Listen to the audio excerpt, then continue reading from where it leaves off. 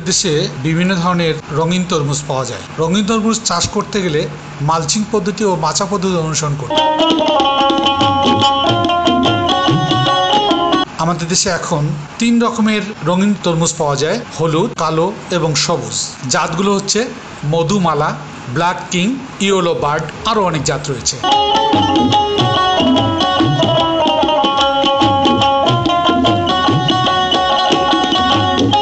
বীজ বপনের অনুপাত অর্ধেক বালু অর্ধেক পচা গোবর মিশ্রিত মানে পলিব্যাগ করে সেখানে বীজ বপন করে চারা তৈরি করে নিতে হবে। 30 থেকে 35 দিনের চারা 5 থেকে 6টি পাতা বিশিষ্ট চারা জমিতে রোপণ করতে হবে। মাটি ভালোভাবে উপযুক্ত চাষ করে ঝুরঝুরে করে বেড তৈরি করে পলিথিন দিয়ে ঢেকে সেখানে মাঝখানে কেটে চারা লাগানোই ভালো।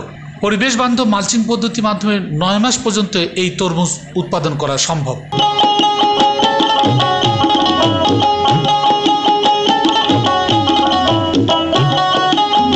জাতগুলো আবারও বলছি: ব্ল্যাক কিং, হলুদ তৃপ্তি, মধুমালা, ইয়েলো বার্ড।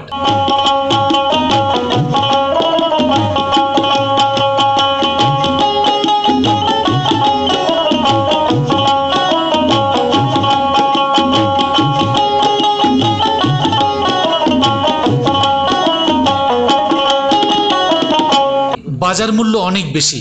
হলুদ তরমুজ কেজি প্রতি 100 থেকে 200 টাকা বিক্রি করা হচ্ছে। এই প্রযুক্তি যদি ব্যবহার করে কৃষকগণ অনেক লাভবান হবে।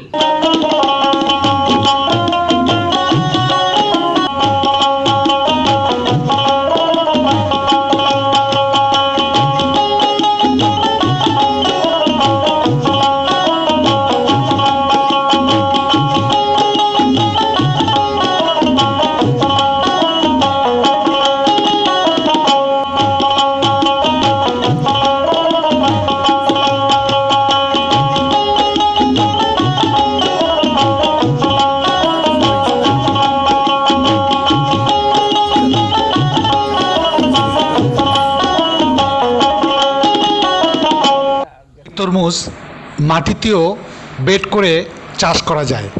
আরও বিস্তারিত জানার জন্য আমার ডিসক্রিপশন বক্সে সব দেওয়া আছে, আপনার চাষ পদ্ধতি জেনে নিতে পারবেন।